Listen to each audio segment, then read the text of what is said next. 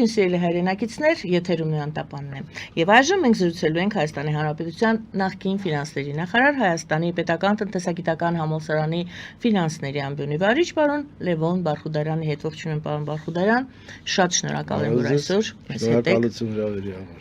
Պարոն Բարխուդարյան, Խորհրդային Միությունում բոլորս գիտենք, որ Հայաստան ունեցել է հզոր արդյունաբերություն, այսօր այդպեսին չունենք։ Դրա կարիքը չկա, հարցը այսպես է, ինչպես են այսօր Հայաստանում գոյանում ֆինանսները, ինչով է փող աշխատում այսօր Հայաստանը եւ իսկապես գուցե արդյունաբերության կարիք չկա, մասնավորապես ծանր արդյունաբերության կարիք չկա, մեքենաշինության կարիք չկա։ Գիտեք, մի քիչ դժվար է համատել խորհրդային Հայաստանի տնտեսությունը եւ խորհրդային Հայաստանը այսօրվա անկախ Հայաստանի հետ։ Նախ փոխվել է ամբողջովին տնտեսության կառուցվածքը, չկան նորմալ կոմունիկացիաներ, այսինքն չկա երկաթգիծ Ռուսաստանից Հայաստան եկող։ Իսկ այդ մեծ ծանր արդյունաբերությունը, ինչպես ասում եք, քիմիան եւ այլն, հիմնված էր հենց դրա վրա, երբ շարժապելի մեծ բեռնաշրջանառություն կար եւ Ադրբեջանով եւ Վրաստանով, Ռուսաստանի հետ կապված։ Բացի դրանից խորհրդային միության մի մասնիկն էր Հայաստանը, որտեղ այո շատ բավականին ժամանակի համար իհարկե խորհրդային միության մասշտաբներով բավականին զարգացած արդյունաբերություն կար, հատկապես էլեկտրոնիկայի, էլեկտրոտեխնիկայի գծով, քիմիական արդյունաբերության գծով, որոնց մեծ մասը ծառայում էր խորհրդային միության պաշտպանական արդյունաբերության ենթաճյուղերին։ Այստեղ արտադրվում են ինֆրակարմիր նշանառության սարքեր, սուզանավերի համար սարքավորում, ընդհանուր միջև մարսագնացի ահագի մասներ Հայաստանում արտադրվում, Հայտնի Գյուրզադյանի լաբորատորիայում եւ բավականին գիտատար ճյուղեր են։ Այստեղ նաեւ Հայաստանի բնորոշ առանձնահատկություններն էր, որը կանում էր նրանում, որ Հայաստանը առաջինն էր բարձրագույն կրթություն ունեցող քաղաքացիների տեսակարգ ամբողջ բնակչության մեջ։ Եվ այդ մասնագիտացումները կային եւ դրանք ապահովում էին բավականին մեծ արդյունավետություն։ Կար նաեւ բարձր որակյալ աշխատուժ, որը կարող էր էլեկտրոնիկայի գծով բավականին այն ժամանակվա պահանջներին բավարարող արտադրանք տալ։ Խորհրդային միության փլուզումից հետո այդ ամենը փոխվեց, էապես փոխվեց։ Նախ Հայաստանը դրական առևտրային հաշվեկշիռ ունեցող երկիր էր, ինչու՞։ Որտեղ սիմվոլիկ գներ էին էներգակիրների գները կամ հումքի նյութերի, իսկ պատրաստի արտադրանքի գները համեմատաբար բնականաբար բարձր են։ Էապես ամեն ինչ փոխվեց, ճիշտ հակառակը դարավ։ Հազարակավոր անգամներ աճեցին էներգակիրների գները, իսկ մենք էներգակիրներ կրող երկիր ենք, իսկ պատրաստի արտադրանքի գները այդքան մեծ չափով չաճեցին։ Իսկ ստացվեց, որ մենք արդեն ունենք վճարային հաշվեկշռի պակասորդ։ Պլյուս 1-2 ամսում բառացիորեն բոլոր պատվերները այդ ռազմական արդյունաբերության ենթաճյուղերի եւ այլն դադարեցին։ Ասելով դուք անկախ երկիր եք արդեն, իսկ ռազմական արդյունաբերությունը մեր ազգային անվտանգության հարցում այո, մեծ մասը կիսագաղտնի։ Մեր մոտ պետք է արտադրվի եւ այլն։ Իրենք էլ շտապեցին եւ մենք շատ տուժեցինք դրանից։ Իսկ ասում ենք հնայի անկումը եղավ 60%-ով անկախությունից հետո, պատճառը ոչ միայն երկրաշարժներ եւ շրջափակում, այլև այդ պատվերների դադարեցումը ըստ էության։ Եվ դա ճյուղեկցվեց համապատասխան կոնվերսիոն ծրագրերով, այսինքն չվերամասնագիտացվեց մեր արդյունաբերությունը, արևմուտքից պատվերներ չեղան եւ այլն, մի փոքր զգուշավորություն կար խորհրդային։ Առ այսօր դիտվում է Ընդհանուր առմամբ կա, բայց շատ ավելի քիչ։ Այն ժամանակ այդ սառը պատերազմի կար արձագանքը դեռ մարդկանց հոգեբանությունում եւ այլն խորհրդային միություն, իրենք լավ չէին պատկերացնում դա ինչ տնտեսություն է, պլանային տնտեսություն եւ այլն։ Արդյունքում մենք կորցրեցինք մասնագետների, որովհետեւ շատ մասնագետների կորցրեցինք, որոշ մասնագետներ մնացին, վերապրոֆիլավորեցին իրենց մասնագիտացումը, մի մասը լքեց, այդ բնական է, շատ երկրներում միայն Հայաստանում չէ։ Շատ բարի, մենք նկարագրեցինք այդ վիճակը։ Հիմա փորձենք հասկանալ դա բարվոք վիճակ է այսօր, մենք 30 տարի շարունակում ենք այդ անկման գործընթացի մեջ մնալ, Ես չեմ գտնում, որ մենք անկման գործընթացի մեջ ենք եւ կա մի տարածված տեսակետ, մի քիչ գալիս է խորհրդային միությունից դեռ, որ այն երկիրը, որ չունի ծանր արդյունաբերություն, պողպատու ճուգուն չի ձուլում, ծանր մեծ քիմիա չունի, ապագա չունի եւ այլն, դա այդպես չի։ Այդ բոլորը կապված է նաեւ մեծ բնապահպանական վտանգների հետ եւ այլն։ իսկ ինչ է ծառայությունները հասարակական սննդով երկիր չես պահի եւ այլն։ Ամեն մեկը իր տեղն ունի։ Չի կարելի ասել մենք պետք է գյուղատնտեսություն չզարգացնենք, որտեղ անպայման հիմա էլ մյուս ծայրահեղության մեջ չգնանք, մեր ամբողջ մարզերում, շրջաններում պետք է զարգացնենք IT, ինֆորմացիոն տեխնոլոգիաները, ծրագրավորումը եւ այլն։ Գյուղացին ցանում է ծորեն, պետք է շարունակի ցանել։ Եվ պետք է օգնել, որ ավելի արդյունավետ եւ բարձր արտադրողականությամբ աշխատանք լինի այնտեղ, եւ դա շատ պետք է երկրին։ Դա պակաս պետք չէ, դա մեր բարենային անվտանգության կարևոր մասն է։ Ամեն մեկը իր գործով պետք է զբաղվի։ Կարող է լինել մասնագիտացումներ, որ մենք չենք մտածի, որ կարող է դա լինել, եւ դա ուղղակի մի նվեր է, այսպես ասած, շակերտներով եւ առանց շակերտների, օրինակ ոսկու եւ թանկարժեք քարերի այդ վերարտահանումը Ռուսաստանից ստանում ենք ուղարկում Մերձավոր Արևելք, բոլոր թվերը փոխվեցին, այդ շրջանառությունը դարձավ մոտ 15 միլիարդ, մենակ այդ ոսկու գծով, դա վատ է, դա վատ չէ, դա շատ լավ է։ Այլ հարցը ինչքանով է հարատև, ինչքան կարող է շարունակական լինել, կարող են դրա վրա կառուցել ինչ-որ երկարաժամկետ ծրագրեր, թե չէ, ես իհարկե ձեռնպահ կմնայի, որտեվ այսօր այսպես է, վաղը կարող է կոնյունկտուրան փոխվել։ Կոնյունկտուրան էապես փոխվեց, կառուցվածքը էապես փոխվեց։ Այսօր մեր հնայի 40%-ից ավելը ծառայություններն են տալիս։ Ես այդտեղ որևէ վատ բան չեմ տեսնում։ Եվ ինչքան շատ է դիվերսիֆիկացիան, այսինքն մի ուղղության մասնագիտացումից չէ, որ միայն կախված է մեր տնտեսությունը, այնքան ավելի կարելի ասել կայուն աճի նախադրյալներ կան, այնքան ռիսկերը տնտեսական ճգնաժամերի հետ կապված, կոնյունկտուրայի հետ կապված ավելի պակաս են։ Նույն արդյունաբերության մեջ էլ մենք կարող ենք բավականին հաջողություն ունենալ նույն սարքավորումներում, գիտատար սարքավորումներում, դա ավելի շատ ապագայի հարց է, եւ ներդրումները արդյունաբերության մեջ պահանջում են մի փոքր ավելի շատ նախապայմաններ, որոնք միաժամանակ պետք է աշխատեն երկրի համար, որպեսզի դա տեղի ունենա։ Առաջինը խաղաղությունն է, քաղաքական կայունությունն է, ռազմական վտանգների բացակայությունն է, ֆինանսական կայուն համակարգ եւ այլն։ Դա առևտուր չէ, առևտրի շրջանառությունը շատ արագ է տեղի ունենում։ Կարող եք մի քիչ ռիսկային պայմաններում անել, բայց դուք ձեր դրածը հետ եք ստանում ամենջապես։ Արդյունաբերությունում այդպես չի, տարիների տևում միջև գործարան է կառուցվում, արտադրանքն է թողարկվում, իրացվում է, առաջի գումարներ են գալիս, մի մասը վարկով է դա արվում, վարկերը պետք է մարվեն, եւ այլն, եւ այլն, եւ այլն։ Լրացիչ ներդրումների կարիք է լինում, նոր շուկաների գրավելու կարիք է լինում, դա ժամանակ է պահանջում։ Այդ պատճառով այս բոլոր նախապայմանները, որ ավելի շատ են զարգացած արդյունաբերություն ունենալու համար, պետք է ձգտենք, որ ապահովեն։ Ես այդ առումով հասկանում եմ ոչ միայն այդ առումով իհարկե խաղաղության համաձայնագիր ունենալու ձգտումը կառավարության եւ այլն, որտեղ այլընտրանք չկա դրա։ Բայց ծառայությունների ոլորտը նույնպես շատ հիմա հեռանկարային է։ Տարիներ շարունակ նույն Իսպանիայում հնայի 50% ցավելը туриզմի հաշվին է։ Պատկի ասեք այդ ամբողջ շղթան երկրների հին պատմական միջերկրածովային Իտալիա, Իսպանիա, Ֆրանսիա, Հունաստան եւ այլն։ Դուք մատնանշեցիք այդ ուրեմն туриզմը, փաստորեն ասում եք արդյունաբերություն, առավել եւս ծանր արդյունաբերություն։ Հիմա շատ դժվար է, չկա։ Ինքնանպատակ չէ Հայաստան։ Ոչ ունենք նավահանգիստ, ոչ ունենք երկաթգիծ աշխարհի հետ միացող։ Միակ երկաթգիծը գնում է Վրաստանի միջով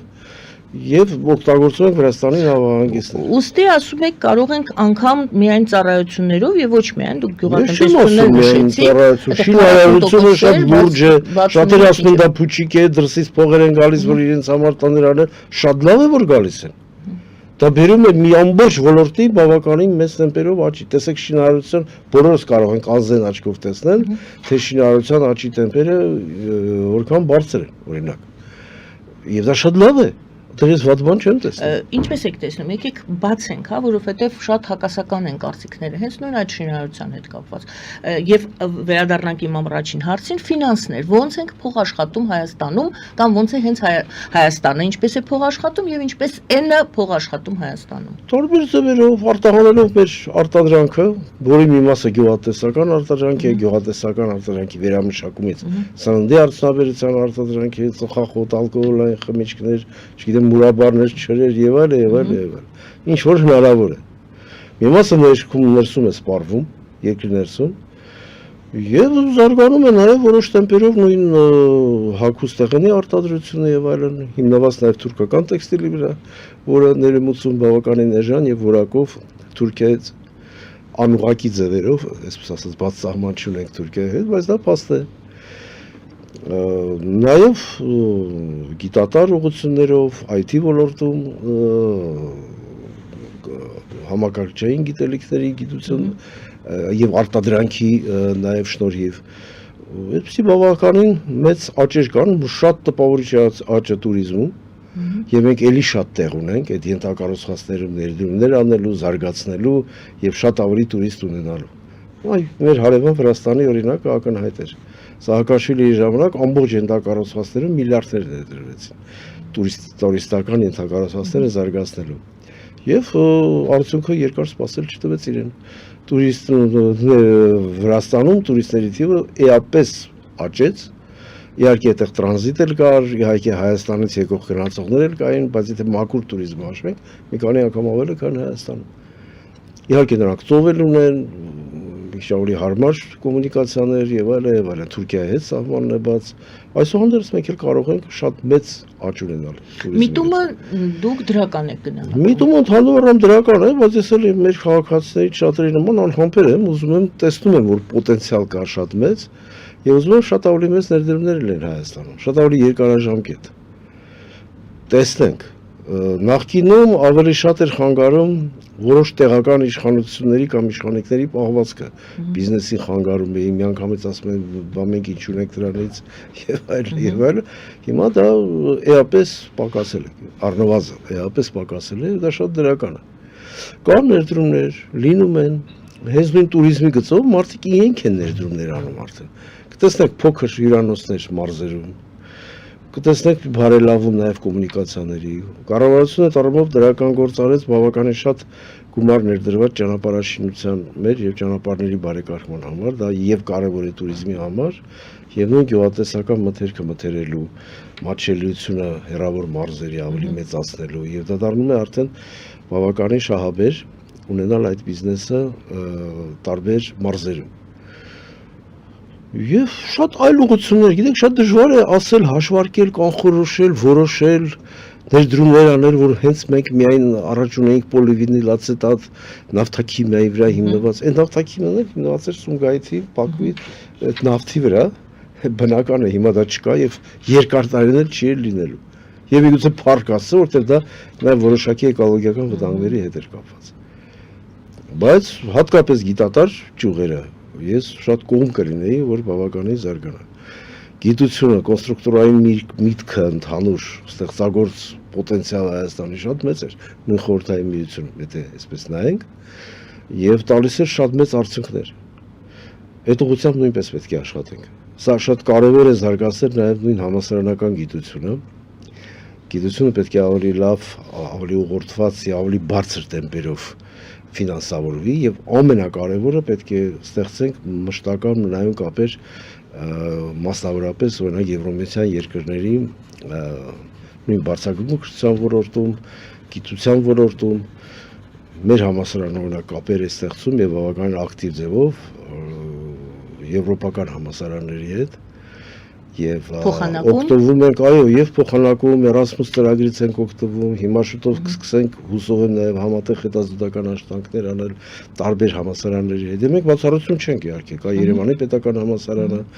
դրսից գրանտներ են ստանում եւ այլն։ Մի բան, որ Վրաստանում վաղուց է տրվել։ Եվրոպան շատ լայն բացեց իր դռները Վրաստանի առաջ եւ շատ մեծ դրամաշնոր եկան այդ համալսարաններ։ Մենք էլ պիտի բարեփոխենք իրավիճակը, պետք է միջազգային հավատարմագրում ստանանք, որպեսզի կարողանանք արդեն նույն դաշտում աշխատել։ Եթե դա լինի, նույն ուսանող արտասահմանից կարող է կա կրեդիտ տրանսֆեր համակարգի միջոցով եւ մեր մոտ սովորի եւ գնա։ Դուք ասում եք բուհը, այո, մենք մեր զրույցի սկզբում նշեցինք, որ այն ժամանակային այս ուրեմն արդյունաբերական հաստատությունները կար պահանջարկ տարբեր անվանումների մասնագիտությունների։ Հիմա ստանում են մասնագիտություններ, ասենք թե, եւ պահանջարկ չկա։ Ինչպես ենք մենք փորձում, եթե դուք ասում եք, այո, Եվրամիության ինչ որ երկրների հետ համագործակցում են, հրաշալի է, բայց ներսում պահանջարկը պետք է լինի եւ առաջարկը, այսինքն առաջարկը պետք է լինի այդ մասնագետների։ Մենք դոփում ենք տեղում այդպիսի տպավորություն չկա, որ այստեղ ոնց որ փակ է, կարիք չկա Հայաստանում լավ մասնագետների այդ նույն գծերով, որոնք օրինակ դուք եք պատրաստում այդ ձեր համասարակը։ Ես ծայրահեղացնում, որպեսզի դուք մոտեցեք իրականության։ Որտեղ պահանջարկել կա բավականին մեր ուսանողների, օրինակ, որոնց ես ինքս եմ դասախոսում, միշտ հարցնում եմ։ Բակալավրիատի ուսանողները դեռ չավարտած։ Մոտ կեսը աշխատում են։ Տարբեր ոլորտներում, մի մասն հենց իր մասնագիտության գծով։ Հաշվապահ, հա։ Բանկերում, չէ, բանկերում, ապահովագրական ընկերությունում, բրոկերային ընկերություններում, հանրային ֆինանսների բնագավառում, կորպորատիվ ֆինանսների բնագավառում աշխատում են։ Եվ ավարտելուց հետո էլ այդքան դժվար չեն աշխատանք գտնում։ Շատերը գնում են պրակտիկայի, ավարտելուց առաջ տեղերում առաջարկ են ստանում։ Նաև աշխատելու։ Իհարկե այդ process-ը պետք է այդ կապը ավելի սերտ լինի, բայց այդ ուղղությամբ աշխատանքները տարվում են։ Այնպես չի, որ այստեղ պահանջարկ չկա։ Եթե բոլորովին պահանջարկ չլինի,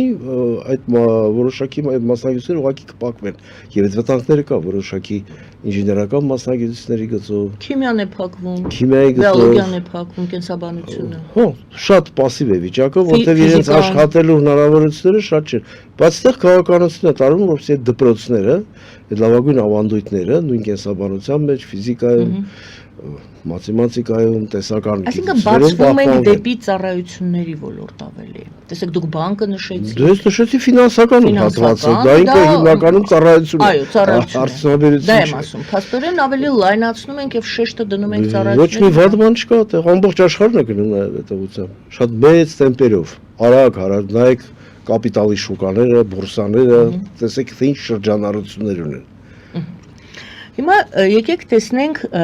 խոցելիության տեսանկյունից, մենք խոսեցինք, դուք մի քանի անգամ շեշտեցիք եւ դա շատ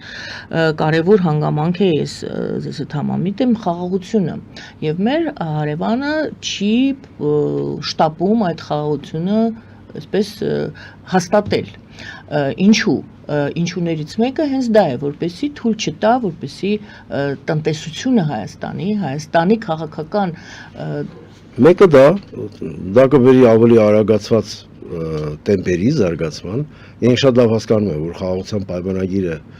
ստորագրվեց, Թուրքիան չի կարող փակ պահել սահմանը։ Չի կարող չհաստատել դիվերագիտական հարաբերություններ, ճնշումը շատ մեծ է հիմա էլ արևմուտքից։ Եվ ես վստահ եմ, որ ոչ հեռու ապագայում այդ հարցը կլուծվի եւ պայմանագիրը կստորագրվի։ Շատ մեծ է ճնշումը, շատ դրական իմաստով եմ ասում, Միացյալ Նահանգներից, Եվրոմիությունից, Ադրբեջանի նկատմամբ, նաեւ ինչու՞ չէ Թուրքիայի նկատմամբ։ Եվ կարծում եմ այդ խաղաղությունը կհաստատվի, իրենք նաեւ տեսնում են, որ բացի նրանից, որ Հայաստանը կսկսի բարձր տեմպերով աճել եւ ավելի շատ գումարներ հատկացնել պաշտպանության ոլորտում։ Նաև հիմա ուզում են, քանի դեռ չեն ստորագրել խաղաղության համաձայնագիրը, ինչ հնարավոր է փոխեն Հայաստանից։ Խոսում են Սյունիքով միջանցքի մասին, խոսում են ադրբեջանցի փաստականների հետ վերադառնալու մասին, որ մենք մոռանանք խոսենք արցախցիների Արցախ վերադառնալու մասին։ Այս բոլորը շատ բարձ երբեմն նաև պրիմիտիվ ասած դատողություններ են, բայց մենք շատ լավ գիտենք, որ դրա մասին հիմա խոսել չի կարող, չէ՞։ Մանավանդ հայերը արտաքսվել են, կոտարասներ են եղել, ահավոր երևույթներ են եղել, իրենք ադրբեջանցիները ժամանակին նույնիսկ մտածում են, որ վերջ Արցախը կորցրեցին Սումգայիթից հետո։ Շատերն են այդպես մտածում։ Բայց ցավոք սրտի այդ որոշումները չկայացվեց, իսկ ադրբեջանցիների մեծ մասը փաստական չէ, նրանք իրենց տները վաճառել գնացել են եւ ասել փոխանակել են։ Դա չի համարվում որպես այսպես ասած ներքին տեղահանված կամ տեղահանված մարդիկ, փաստականներ, որ պետք է գան իրենց իրավունքները պաշտպանեն։ Այդ մասի խոսք լինել չի կարող։ Եվ իրենք մի 2.5 անգամ պակաս են, քան մեր հայրենակիցները, որոնք բնակում են Ադրբեջանում։ Պարոն Բախրյան, այդ հարցն եմ հիմա ուզում քննարկել, որ իհարկե Թուրքիայի հետ Հայաստանի սահմանի մասին է խոսքը, բայց համամիտ է կարծոք շատերի կարծիքին, որ Ադրբեջանը ի թիվս այլ պատճառների չի ստորագրում նաև այն պատճառով, որպեսզի Հայաստանին խեղդի, շարունակի խեղդել։ Տեսեք, բլոկադայի ենթարկած Հայաստանը, բլոկադան իրենց բավարար չէ։ Նրանք տեսնում են, որ ինչքան հնարավոր է դժվարություններ են ստեղծում, բայց դուք ասում եք, տես մենք գոնե, եթե ներկրում չենք կարողանում անել եւ ծանր արդյունաբերության մասին ենք խոսում, լավ, թող լինի թեթև արդյունաբերություն, թեթևը դուք ասեցիք, տեքստիլը զարգանում է, ինչ որ բաներ զարգանում են, բայց ծառայություններով մենք ոնց որ էլի ոտքի ենք կանգնում, ճիշտ է, կարելի է, այսինքն դեռ թե մենք խեղդվում ենք արդեն այդ պայմանագիրը չունենալով, մենք խեղդվում ենք, իրենց է դա թվում, իրենք գտնում են, որ Հայաստանը շատ ծանր վիճակի մեջ է, եթե մի քիչ սենց շարունակենք, եթե ավելի շատ սեղմենք, իրենք սկսեն ավելի նոր զիջումներ անել, մեծ տարածքներ տալ եւ այլն։ Իրենք չհասկացան, որ ամեն ինչ մենք չենք խեղդվում, էլ չենք խեղդվելու, էլ չենք զիջելու, հակառակ վերականգնելու ենք են եւ փորձելու ենք անել ամեն ինչ վերականգնելու համար են, ինչ որ կորցրել ենք։ Իրանք դա լավ պետք է հասկանան։ Փորձում են, ստացվում է, փորձում են։ Ճնշում է այդքան դեռ մեծ չի, որ կարողանում են չստորագրել, չեն ստորագրել։ Պարոն Բախուդարյան, ինչ պոտենցիալ կար Հայաստանի եւ Իրանի միջև այդ ապրանքաշրջանառության, մենք գիտենք, որ մենք Իրանից ենք շատ բաներ, պլաստմասայից սկսած ամենամանր բաները, ինչպես Չինաստանն է անում սաղ աշխարհի համար, այնպես էլ մենք կողքի Պարսկաստանից բերում ենք, Իրանից բերում ենք։ Իրանն է վերջերս շատ հետաքրքրություն դրսևորել Հայաստանի նկատմամբ, ինչ եք կարծում, ինչով ենք մենք հետաքրքիր Իրանին։ Մեր ապրանքաշրջանառությունը գնալով աճում է, բավականին մեծ թվերի արդեն հասել, մոտ 650-700 միլիոն դոլար, եթե չեմ սխալվում, բայց հետաքրքրում ենք ավելի շատ նաև հեռանկարային առումով, որ իմ կարծիքով որպես տրանզիտ երկիր, որովհետեւ Իրանը կարողանա իր էներգառեսուրսները Հայաստանի միջով, Հայաստան, Վրաստան, Սևծով կամ Հայաստան, Թուրքիա, Եվրոպա արտահանի։ Ամենախոշոր գազի պաշարներից մեկը Իրանում է, աշխարհում։ Եվ գազը, եւ նավթը, այդ բոլորը կարող է շատ լավ աշխատել, իրենք շատ շահագրգիռ են։ Շահագրգիռ է նաև Հնդկաստանը, որ Իրանի նավահանգիստները օգտագործելով նույնչափահար նավահանգիստը, որ իրանք մեծ ներդրումներ Իրանի տարածքով տրանզիտ ձևով նոր ճանապարհ ստեղծի դեպի Եվրոպա եւ հենց հատկապես Հայաստանում։ Իրենք շատ պաշտպանում են այդ ուղղությունը։ Ինք չեն ուզում տեսնել Թուրքիայի ակտիվությունը եւ Թուրքիայի գրավումը ամբողջ Անդրկովկաս։ Այդ Սյունիքի միջանցքը հենց դա է նշանակում։ Իրենք ուզում են դա ստանան, որ ամբողջ շղթան փակվի։ Հյուսային սահմանը Իրանի լինի միայն թուրքալեզու ժողովուրդ։ Սա է նպատակը։ Ստեղ տրանսպորտ եւ այլն ստուգել, չստուգել էական չէ։ Սա մեծ ագրեսիվ քայլ է Թուրան են ձևավորում, որովհետեւ ամբողջ Իրանի հյուսիսը վաղը մյուսօրը միացնեն իրենց Թուրանին։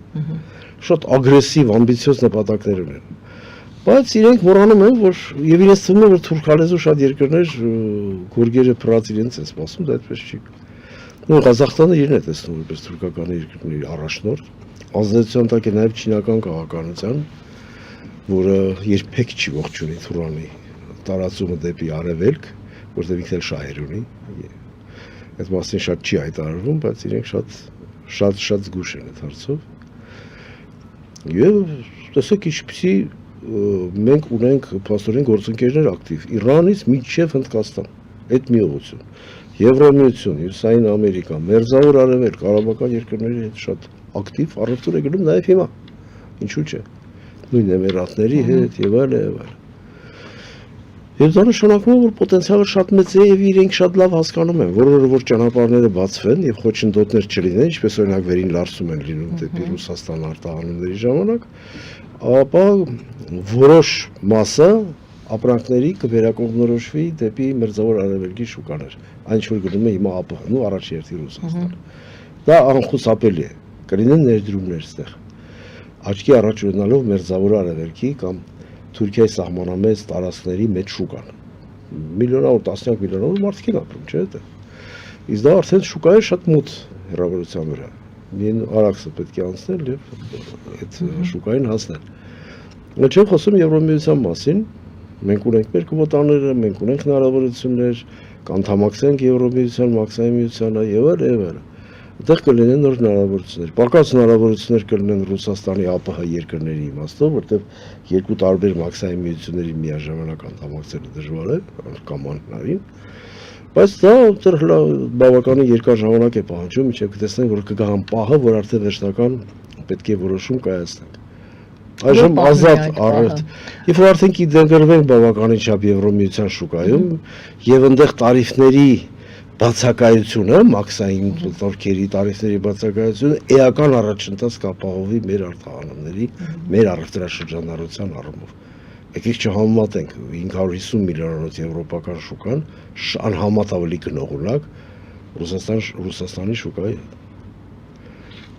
Չեմ ասում, որ շուկան պետք է կորցնենք, պետք է աշխատենք պահենք, շուկան շուկա է։ Տնտեսությունը պետք է լինի զերծ քաղաքական տարբեր ազդեցությունների։ Բայց չի լինում, որպես դա ցանկալի չէ։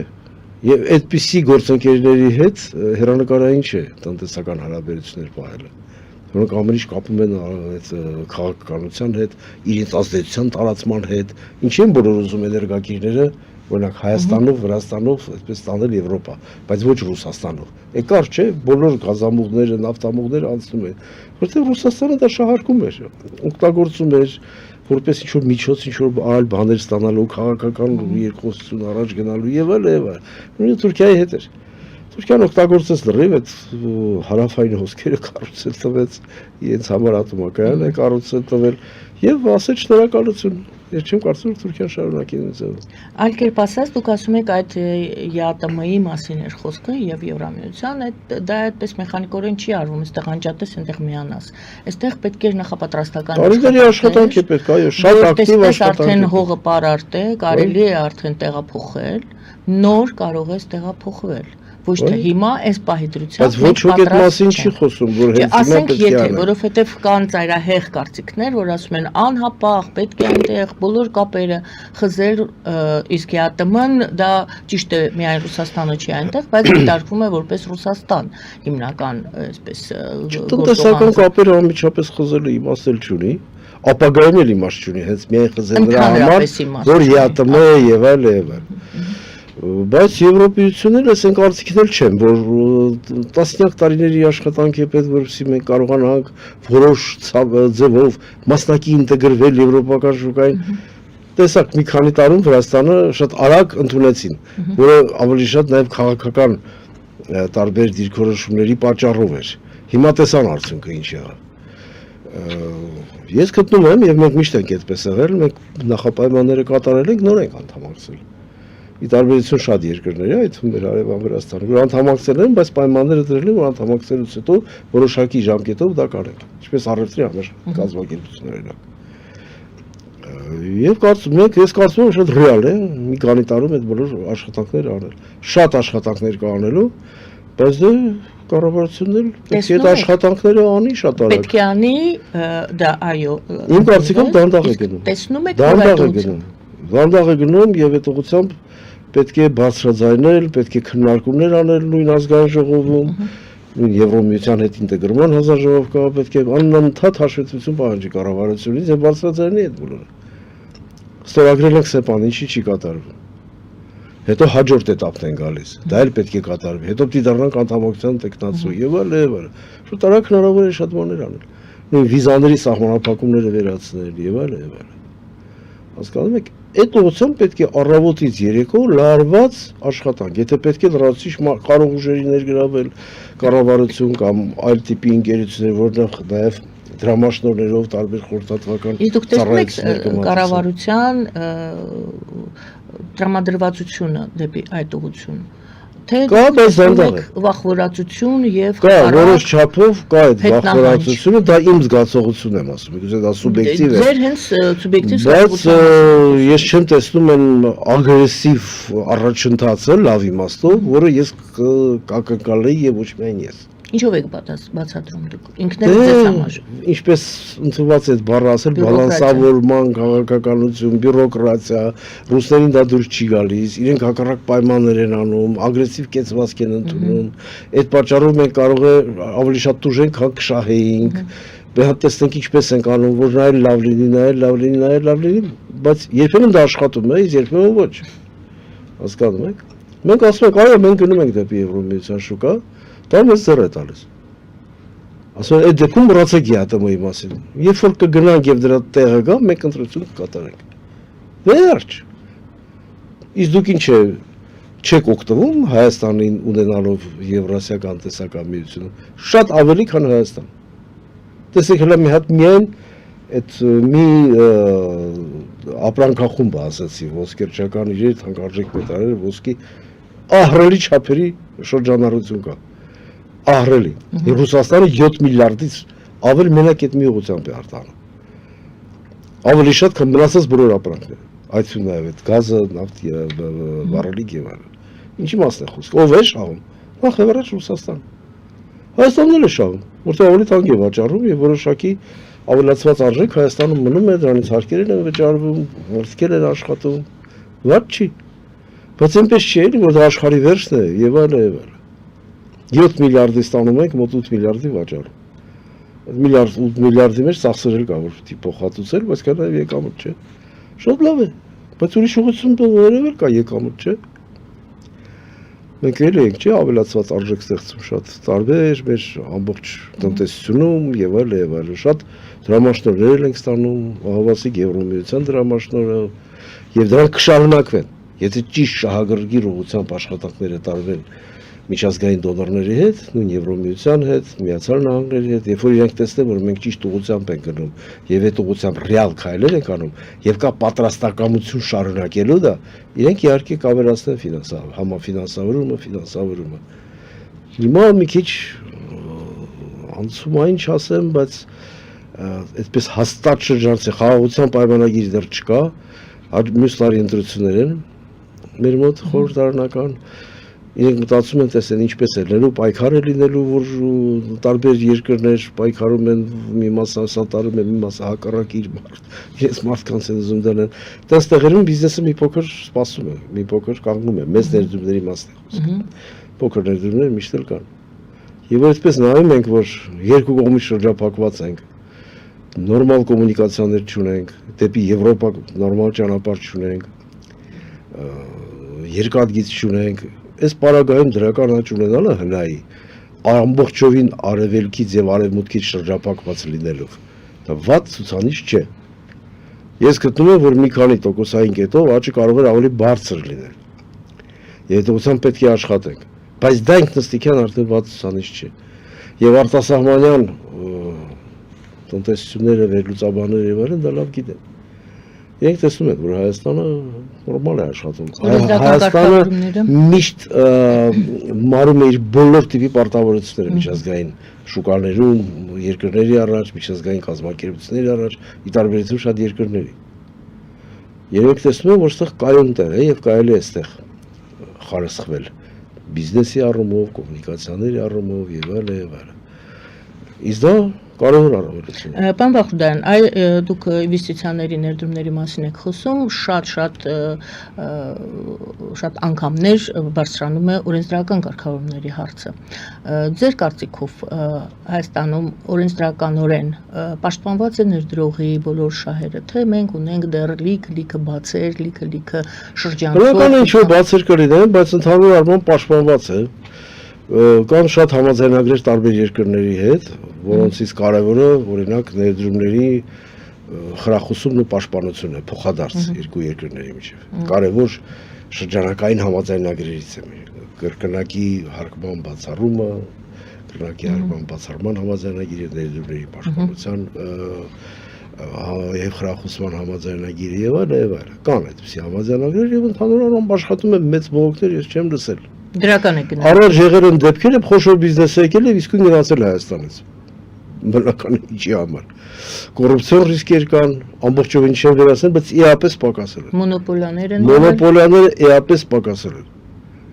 Երբեք չհավատակ եւ ասեն առաջ կար, հիմա ավելի շատ է, առաջ կոռուպցիա կար, հիմա ավելի շատ է, դա օպոզիցիան է հիմնականում խոսում։ Այդպես չէ, ոչ, պակաս է եւ իհապես պակաս է։ Բայց դեռ իհարկե շատ անելիքներ կան, ինչի մասն է խոսքը։ Մենք չունենք ծով Վրաստանի նման, նավթ, գազ, Ադրբեջանի նման եւ այլն մրցակցային լինելու համար տարածաշրջանում մենք պետք է 1-2 քայլ առաջ լինենք ինստիտուցիոնալ բարեփոխումներով, ենթակառուցվածքներով, ֆինանսական ենթակառուցվածքներով, գիտական ներուժով, գիտակրթական պոտենցիալով եւ այլն։ Դրա համար մենք ամեն ինչ պետք է անենք, որպեսզի բավականին մրցունակ լինենք։ Մենք ունենք այնպիսի հզոր գործոն, ինչպես Սփյուռքն է, եւ միջազգային հանրության բավականին դրական տրամադրվածություն է Հայաստանի հանդեպ։ Հստակ է։ Դա շատ հստակ է։ Այսինքն ընդհանուր մթնոլորտը դրական է գնահատում։ Դժվարություններով հանդերձ, այո, մենք բոլորս գիտենք մեր դժվարությունները, դուք էլ մի քանի անգամ եւ շրջափակումը նշեցիք, եւ տրանսպորտը եւ քաղաքական խնդիրները մատնանշեցիք, այդ ամենով հանդերձ միտումը դուք համարում եք դրական։ Եվ տնտեսական զարգացման եւ երկրի կայուն Այս պահին այո, բայց շատ դժվար է երկարաժամկետ կանխատեսումներ անել, բոլորը սպասում են ինչով կավարտվի հակամարտությունը Ուկրաինայում, կավարտվի թե չի ավարտվի, ինչպես կշարունակվի Միացյալ Նահանգների քաղաքականությունը, այդպես հարց չի դատելով այս վերջին հանդիպումից, նրանք բացի իհարկե շատ կարևոր էր, որ վիրավորներին փոխանակեցին եւ գերիներին, բայց դրանից ավել ոնց որ գործը առաջ չգնաց։ Եվ ինչպիսին կլինի Միացյալ Նահանգների դիրքորոշումը, իրենք էլ տեսնում են, որ իրենք ամեն ինչ անում են խաղաղության գալու համար եւ այդպիսի խոստումներ տրվել է Տրամպի ադմինիստրացիայի կողմից, Տրամպի կողմից, բայց դա չի կատարվում։ Դա արդեն դրական չէ իրենց համար եւ ստեղ նաեւ խոշոր երկրների եղանակության հարցն է։ Եվրամիությունը քայլ առ քայլ է գնում ավելի աստիճանական, բայց ավելի հեռահար նպատակներ ունենալով, մեծ տեսնելով մեծ Եվրամիության մասը։ Եվ դա այսպես է։ Մենք մշակութային, կրոնական, քաղաքականության առումով շատ մոտ ենք։ Մենք չմոռանանք, որ 2300 տարի, չգիտեմ, շատ ակտիվ շփվել ենք Եվրոպայով։ Սկսած հելենիստական ժամանակներից, հետո Հռոմով, Բյուզանդիայով,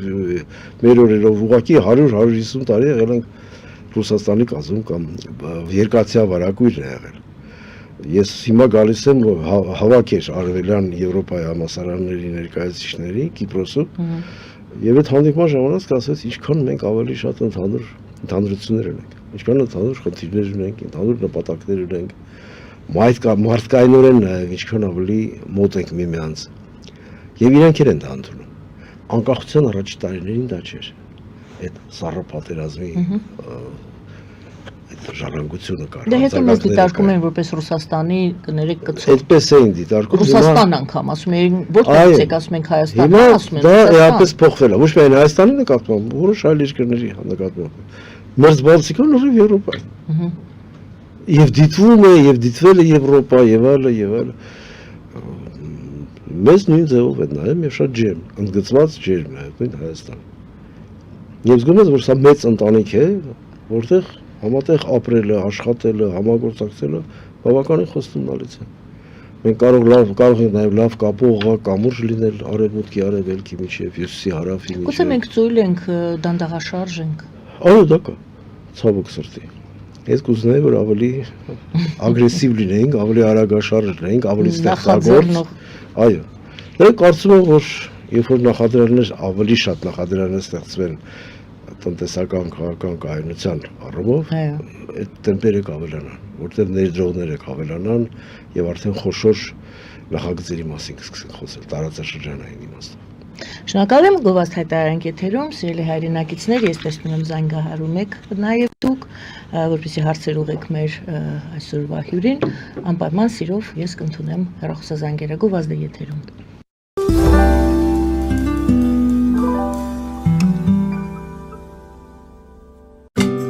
Ինչ է պետք տունը, առանձնատունը կամ ամառանոցը հաճելի, հարմարավետ դարձնելու համար։ Ճիշտ ընտրած կահույք, օրիգինալ դեկորներ, հյուրերին ընդունելուց գեղեցիկ սպասք, գուցե նոր սփռոց։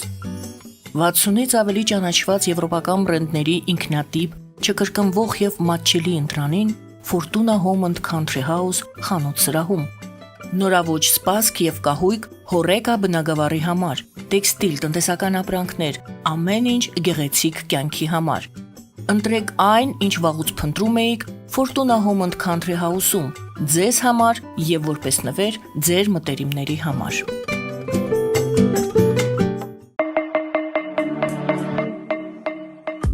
Յուրաքանչյուր զարդ գլուխ գործոց է, պատրաստված ամենայն ճշգրտությամբ եւ կրքով, որոնք կընդգծեն ձեր անհատականությունն ու գեղեցկությունը։ Մեր զարդերը պարզապես աքսեսուարներ չեն, այլ սիրո խոստովանություններ, որոնք կդառնան ձեր հիշողությունների խորհրդանիշը։ Դրանք ձեզ կդարձնեն ոճային եւ գրավիչ։ Ձեր պատմությունը սպասում է։ Երևան շիփինգ, սենսացիա ստեղ, հա։ Այո, ճիշտ եք եկել։ Սանդրոցներ Երևան ուղարկելը $2.99 օթանավով։ Այո, Իսկ եթե դոլար ուղարկես, դոլար ստանան։ 1%, հա։ այո, Իսկ որ տանեն տուն հասցնեն, էլի 1%, հա։ 2%։ Երասը ծրի է, էլի։ Ժողովուրդ սենսացիա, ծրի է։ Նորթ Հոլիվուդ կլենդել։ Jackpot հագուստի վաճառակենտրոնը վերաբացվել է Թահանգա քաղաքում։ Նոր տեսականի, նոր արժեքներով ու նոր զեղչերով։ Եվրոպական հագուստ եւ կոշկեղեն կանանց, տղամարդկանց եւ երեխաների համար։ Օծաներիք, ճամպրուկներ, պայուսակներ, գիշերանոցներ, գոտիներ եւ դրամապանակներ։ Մեծ ապրանքատեսականի, մեծ զեղչերով։ Համեցեք Jackpot Թահանգայում։ Հասցեն 7057 Foothill Boulevard։ Հեռախոս 818 813 2252։ Jackpot։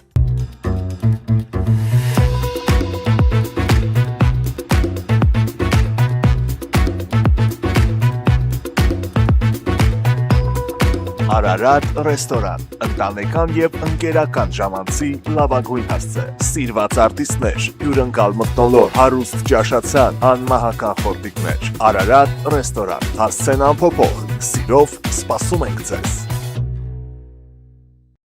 Լավագույն պաղպաղակ, բնական, համեղ եւ մատչելի գներով պաղպաղակը կարող եք ձեռք բերել բոլոր հայկական խանութներում։ Պահանջեք հայկական պաղպաղակ, Թամարա պաղպաղակ։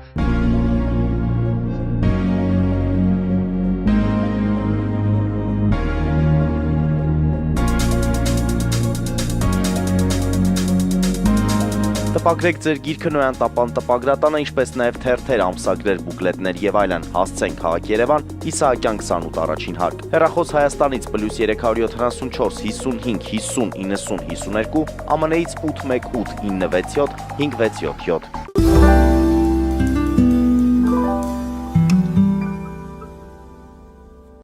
Սիրելի հայրենակիցներ, հիշեցնեմ, որ մենք զրուցում ենք Հայաստանի պետական տնտեսագիտական համալսարանի ֆինանսների ամբիոնի վարիչ պարոն Լևոն Բարխուդարյանի հետ եւ այսպես պարոն Բարխուդարյան մեր զրույցի առաջին հատվածում հիմնական հարցը այն էր, որ այո, խորհրդային միությունում մենք ունենք հզոր արդյունաբերություն, այժմ մենք չունենք, կորցրել ենք այդ մասնագետներին եւ դուք ի պատասխան իմ հարցի ասացիք, որ այսօր էլ ենք պատրաստում մասնագետներ, բայց այսօրվա պահանջված մասնագիտություններով, այո, եւ եթե չկա ծանր արդյունաբերություն, գուցե եւ ինչպես դուք ասացիք, պետք է եւ չլինի, կարող է եւ այս պահին չլինի, որովհետեւ բլոկադայի եւ այլն բոլոր տրանսպորտային լոգիստիկ խնդիրները առկա են, փոխարենը մենք զարգացնում ենք, մեկ անգամ եւս դուք ասեք ինչն ենք զարգացնում Հայաստանում, մենք այս պահին։ Իդեպ այդպես չի, որ մենք չունենք ծանր արդյունաբերություն։ Դրա համար կանգնեցինք։ Ամբողջ մետալուրգիան ինչ է բա, գունավոր մետաղներ,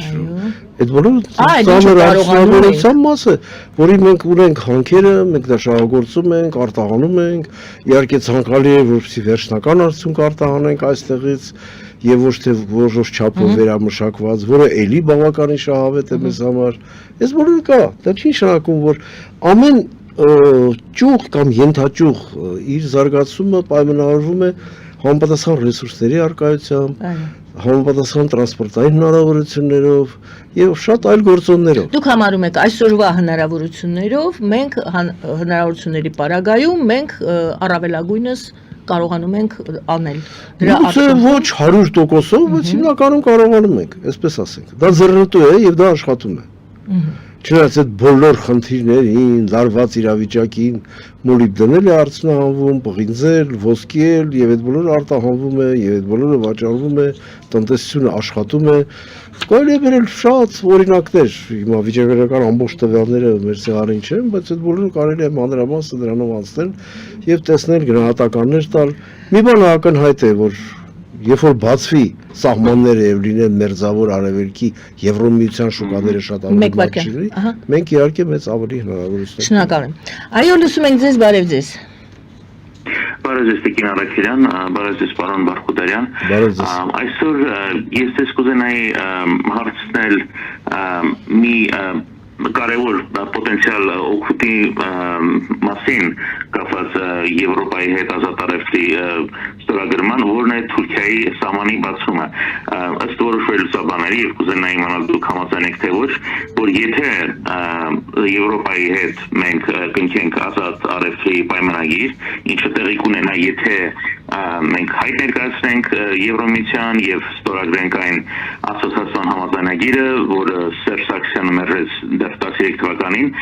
եւ դառնանք ազատ արևտրի հետ մասնակից Եվրոպայի հետ, Թուրքիան ավտոմատ ստիպված կլինի բացել սահմանը, որովհետեւ այդ դեպքում Թուրքիան այլևս իրավունք չի ունենա լինելով նույն Եվրոպայի հետ ազատ արևտրի անդամ, փակել մեհետ սահմանը եւ այդ դեպքում Եվրոմիությունը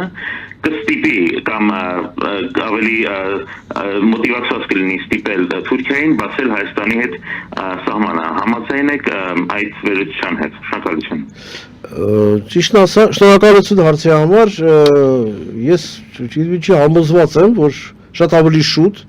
երբ որ ստորագրվի խաղաղության պայմանագիրը Ադրբեջանի հետ, Թուրքիան կբացի սահմանը։ Հերոստատիտողի հարցը Եվ կբացի սահմանը ավելի շուտ։ Եթե չլինի Եթե դուք պայմանագիր, կապում եք եւ չլինի պայմանագիր, կապում եք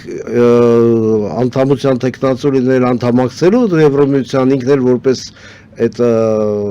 նույն մաքսային միության անդամը Եվրոմիության եւ այլն պարտավոր կլինի։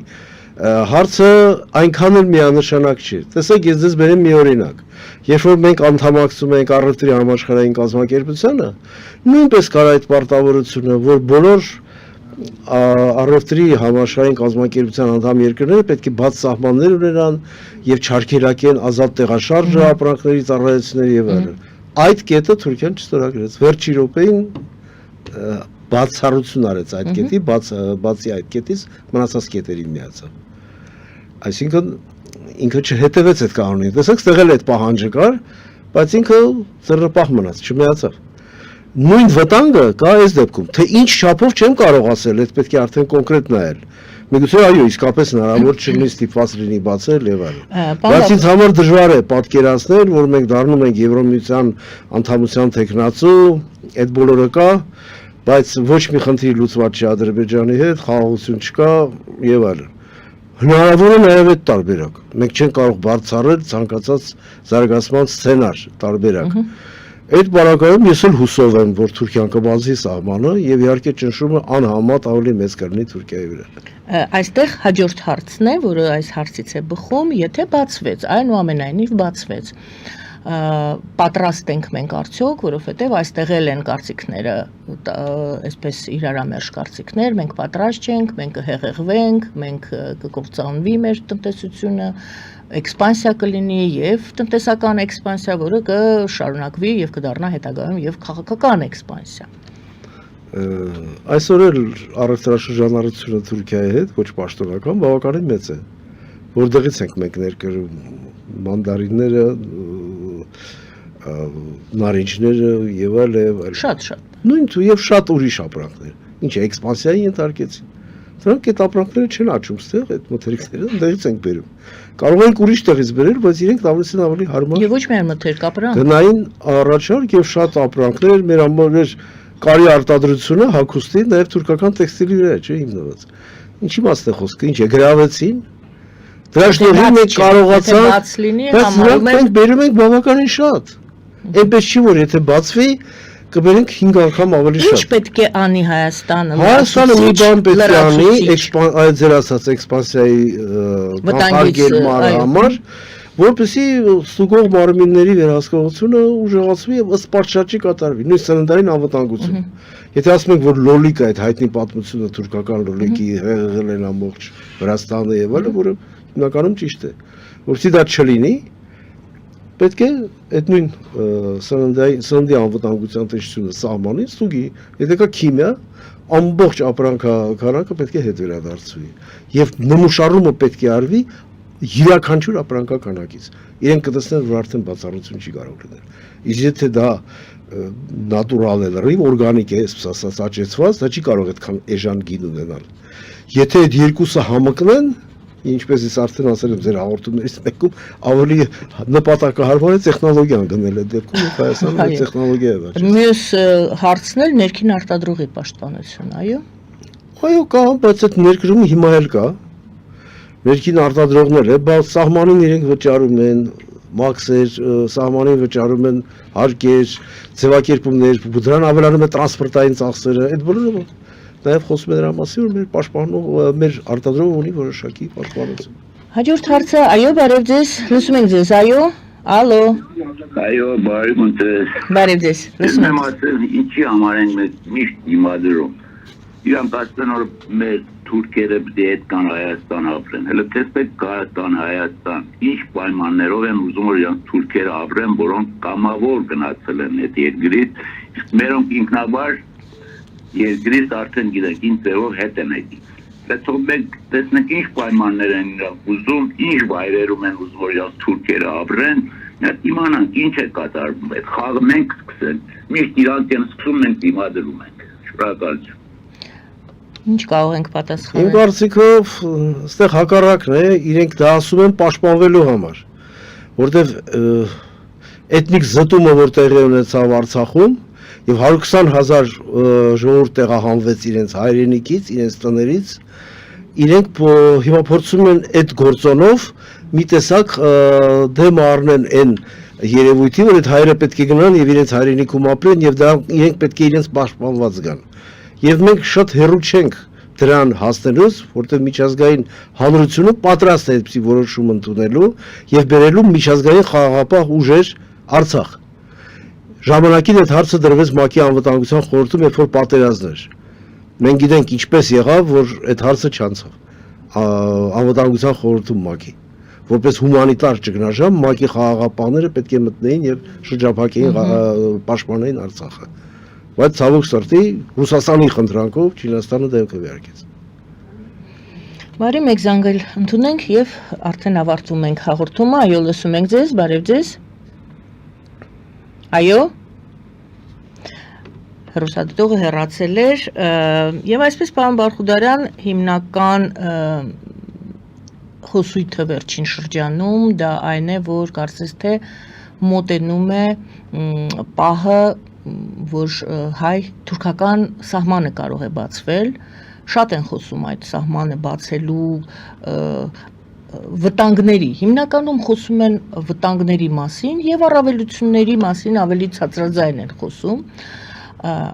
այսպես թե այնպես նաև խոսում են երեք իմ հյուրս երկար ուրեմն մենք քննարկում էինք Թուրքիայում են արդեն խոսում այն մասին, որ իրենք են ուզում սահմանը բացեն եւ Ադրբեջանը խոչընդոտում է դրան։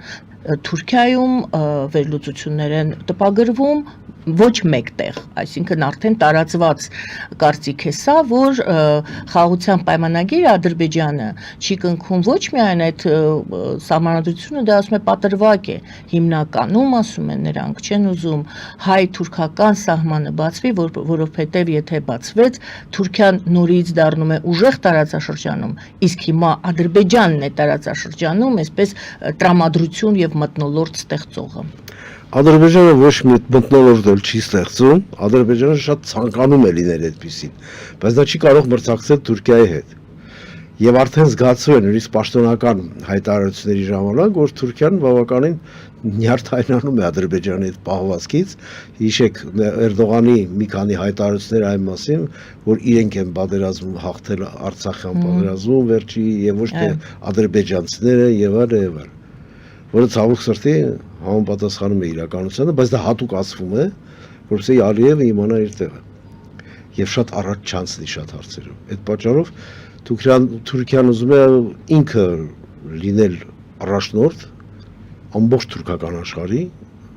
բնական է Ադրբեջանի մասին խոսքեր լինեն չի կարող։ Թուրքիան է ստեղծել Ադրբեջանը